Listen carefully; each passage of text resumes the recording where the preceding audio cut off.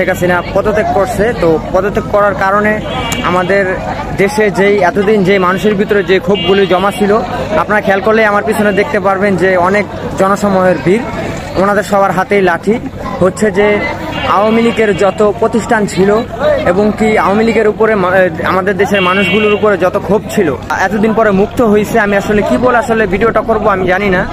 মানে এক কথায় বলতে গেলে পুরো বাঙালি জাতি মুক্তি পেয়েছে। তো আমার ভিডিওটা করার উদ্দেশ্য হলো যে আমাদের বাংলাদেশ দ্বিতীয়বারের মতো স্বাধীন হয়েছে। 1971 সালের পরে এই পর্যন্ত যতগুলো আন্দোলন হয়েছিল সবচাইতে বড় আন্দোলন হচ্ছে 2024 সালের আন্দোলন। আর এই 2024 সালের আন্দোলন হচ্ছে যে আপনার সফল এবং সার্থক।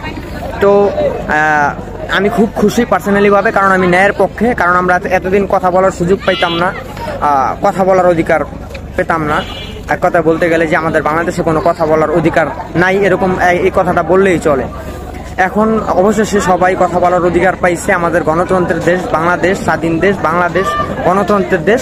এই ছাত্রদের কারণে, ছাত্র ভাই আপনাদের রইল হাজার স্যালুট আপনাদের উপরে।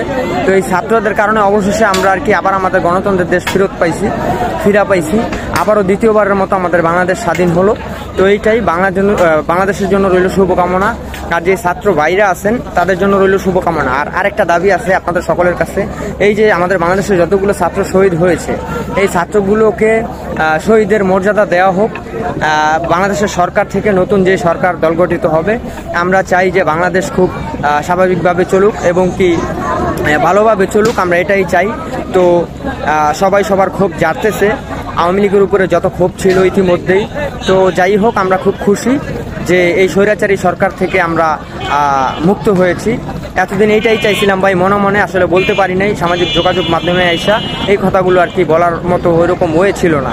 আর হচ্ছে যে কাফি ভাই, আপনার জন্য রইল হাজারো সালাম। জনপ্রিয় কন্টেন্ট ক্রিয়েটর কাফি ভাই, আপনারা জানেন যে এই ছাত্রদের পাশে শুধু একটা লোকই ছিল, সে হচ্ছে জনপ্রিয় কন্টেন্ট ক্রিয়েটর কাফি ভাই।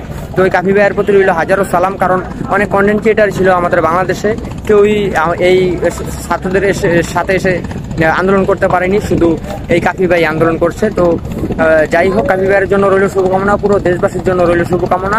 এবং আবার আগের মতো আমরা ভিডিও করতে পারবো, প্রাণ খুলে কথা বলতে পারবো। তো এটাই, আর কিছু বলা নেই। চাইলে আপনাদের কাছে অনেকগুলো ভিডিও শেয়ার করতে পারতাম, তো করলাম না। আমাদের দেশ দ্বিতীয়বারের মতো স্বাধীন হয়েছে, তাতেই আমরা খুশি। তো যাই হোক, সবাই দোয়া করবেন, ভালো থাকবেন। মৃত্যু খুব নিকটে, তাই আসুন মৃত্যুর কথা স্মরণ করি। আসুন সবাই মিলে নামাজ পড়ি, হিংসামুক্ত সমাজ করি। আপনাদের একটু ভালোবাসা পেলে হয়তো এগিয়ে যেতে পারবো আরো অনেক দূরে। ভালো থাকবেন এই প্রত্যাশায় বিদায় নিচ্ছি। আমি মোহাম্মদ জহুরুল ইসলাম রুবেল। আসসালামু আলাইকুম।